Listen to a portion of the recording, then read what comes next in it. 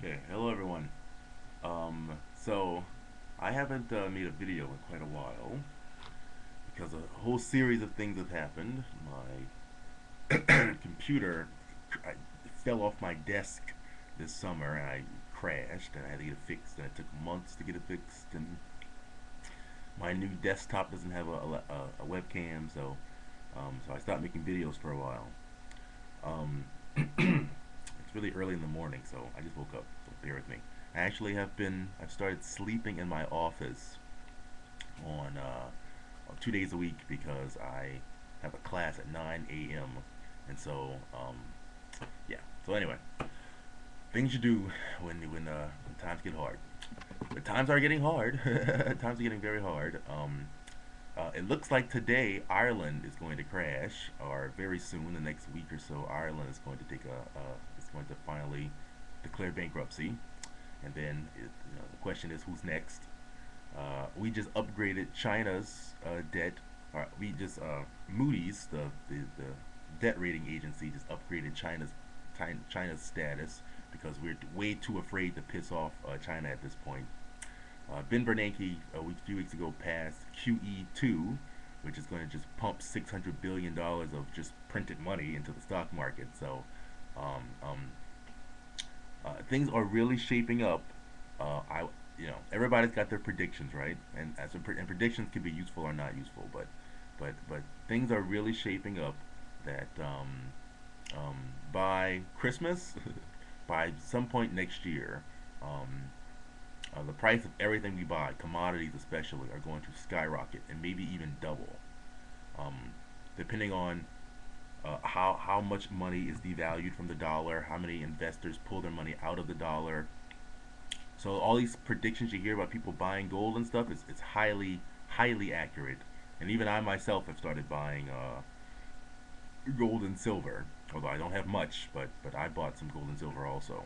I'm waiting for it to come in right now, actually. Um, um, but the other thing is, even if the gold and silver stuff is accurate, if the price of food gets so high that people can't afford it, um, your gold and silver is not simply going to be an investment. Your gold and silver is going to be the thing you have to use to survive. And it's reaching out. I've been. This is nothing new, by the way. I mean, none of this is anything new that I haven't talked about on this channel before. But now it's all reaching a point where I'm sort of like, like this shit is really happening. Like it could very well, the oil is running out. People are getting desperate. The debt created over the last 10, 20, 30 years is reaching a crisis level. There aren't any jobs because all the jobs have been moved from the United States to the developing world. And the desperation in the lower and working class people in this country has been around for quite some time. So things are getting to this point now where I'm a little like, and I live of, I don't know, I mentioned this earlier, but I live in the hood now. Like 6 months ago, I moved into a ghetto. I moved into the Treme, which apparently has a TV show on HBO, which I've never seen. But I live in the Treme now, and which is the Treme ghetto. It must have been much worse before Katrina, but now the housing projects have been destroyed.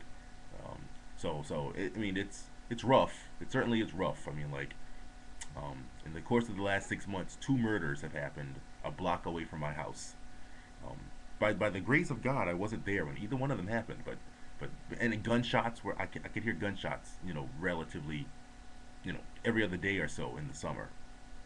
Um, you know, so anytime I'm away from my house, I'm always a little nervous. Not to mention, I also had a personal thing where these kids in my neighborhood who have no life and know who will only become the future janitors or Walmart servers or Burger King hamburger makers or prison incarcerated people of America. That's where these kids are going to end up. They keep jumping over my fence and stealing my ducks and chickens. Well, my ducks. They stole 7 of them from me over the summer, and so now I have four now. I have 4 ducks, and I have 3 ducks and 4 chickens. One of which I'm going to start. I'm going to kill my first one in about 2 weeks, but I'm building a coop for them now with a bunch of locks on it to see if I can so I can get a bunch more of them, and I can start raising them. So my neighborhood, so the desperation in working class neighborhoods, like I mean, I see it, boom, bright as day in my neighborhood all the time.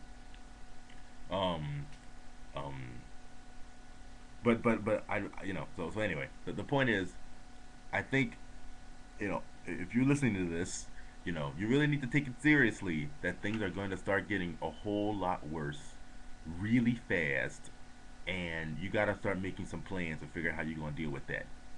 Um, I don't have all the answers to that either, but I think being able to have some space to grow a decent amount of food and is a pretty good idea.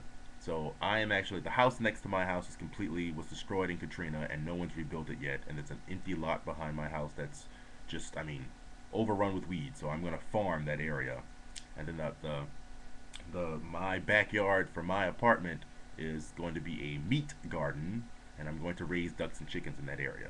That's my plan. That then at least I will have enough meat. If I can have one chicken, at least once a month, um, that can extremely cut down on the cost of living, the cost of feeding myself, in case prices just get ridiculous. So I don't know. And then there's a whole question for me personally about what I do. What do I do with this degree? Like, I mean, is getting a degree in sociology going to really be useful in the future? I think so. Um, but do I have to wait for this turmoil? What is the job market going to look like? You know, when I get this degree, maybe it should be maybe I should just I was thinking about reapplying to school and just staying in school for a bit longer to wait all this out. Um, so I had a lot of thoughts like that. Like, and I'm not really sure what I'm gonna do yet. I wanted to maybe reapply and get into a better school like NYU, but if I move to NYU and then the price of everything jumps doubles, am I gonna be able to survive living in New York? I don't know anyone in New York either. At least I don't have family there. My family can't really help me all that much though, and hello, I am like almost 30, so I don't really like need my family's help, but at the very least, if all hell were to break loose, I could like live with my parents, I guess. But my parents would never let me live with them anyway. And my parents don't really have a lot of money, so and do I really need my parents' help? Like, so it's leaving me in a sort of limbo right now. And if I live in New York, I certainly can't farm anything. So I don't know. I don't know. It just a lot of uncertainty seems to lurk ahead, and I'm just really wondering what's the best thing for me to do to deal with it. Should I get the hell out of the ghetto? Should I move out of that neighborhood? Should I move to a safer neighborhood? If the safer neighborhood is more expensive to the point where, it makes it more difficult for me to save, is that a smart idea? At the current rate, my apartment is very large and very cheap. And so I'm living relatively comfortably, and it's giving me money to save up to invest in gold and silver and buy. I'm trying to buy a 6 month supply of food right now, just in case. So I don't exactly know what the best thing to do. But so if you're listening to this and you hear everything I just said, you might post some comments about what you think you're doing to what are you doing to adjust and survive this whole period for what's coming, and what are your recommendations? Okay, I have a little class, so talk to you later.